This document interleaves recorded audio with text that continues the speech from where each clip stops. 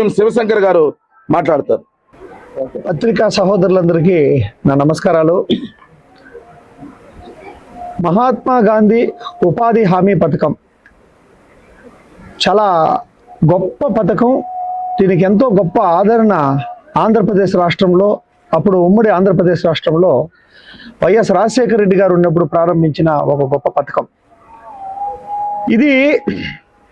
VBG Ramji, అసలు ఆ పేరు కూడా కరెక్ట్గా ఎంత ట్రై చేసినా పలకాలంటే చాలా కష్టమవుతుంది.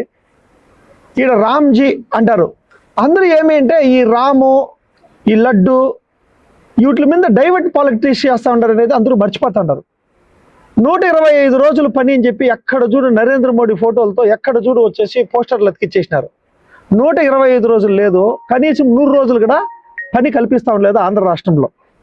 మీరందరూ గమనిస్తూ ఉంటే ఈ కూటమి ప్రభుత్వం చేస్తూ ఉండేదంతా హడావిడిగా సరిపోతుంది. 125 రోజులు పని తీసుకొని వస్తా ఉన్నామని చెప్పి ఎక్కడ చూడు బోర్డులు వేసినారు. ఎక్కడ అండి ఇస్తూ ఉన్నారు ఈరోజు? కనీసం 100 రోజులు కూడా ఇవ్వట్లేదు. దీనికి ముందు అయితే 100 రోజులు పని వచ్చేసి జరుగుతూ ఉండేది.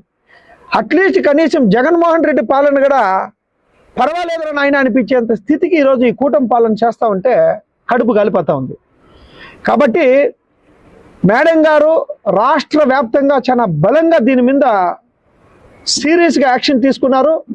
రాష్ట్రం మొత్తంలో ఈరోజు 3వ రోజు.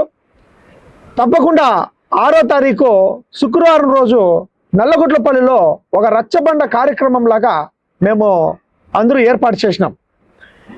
వైఎస్ఆర్ విగ్రహం దగ్గర నుండి ఆమె ఆరంభమై నల్లగుట్లపల్లిలో రచ్చబండ కార్యక్రమాన్ని ముగించుకొని పద్మశ్రీ పక్కనే ఉన్న అంబేద్కర్ గారి సర్కిల్ దగ్గర నుంచి గంటావూరు బ్రిడ్జి వరకు ఒక ర్యాలీగా ఆమె వచ్చేసిందన్న ప్రోగ్రాం ఉండదు. కాబట్టి చాలా బలంగా లీడర్స్ అందరూ